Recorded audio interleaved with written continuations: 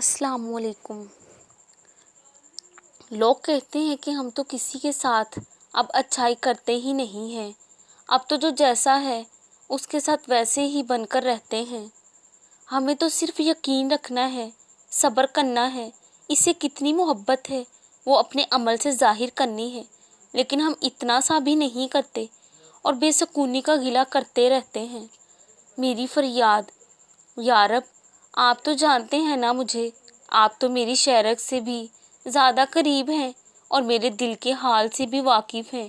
یا رب جب میں آپ کے پاس آئی تھی تو بہت ٹوٹی ہوئی، ہاری ہوئی، بکھری ہوئی تھی، تب میں نے آپ سے فریاد کی تھی تو آپ نے مجھے ایسے سنبھالا جیسے میں کبھی ٹوٹی ہی نہیں تھی۔ آپ تو جانتے ہیں نا یا رب کہ آپ کے سوا میں اپنا غم کسی کو نہیں سناتی۔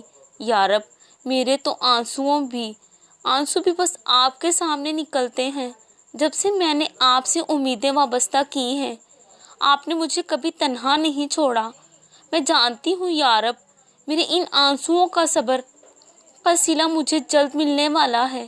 میں یہ بھی جانتی ہوں کہ مجھے سب تنہا چھوڑ جائیں گے، مگر آپ مجھے کبھی نہیں چھوڑیں گے، جیسا آپ نے مجھے پہلے تھام لیا تھا جب میں پہلی بار آپ کے پاس آئی تھی۔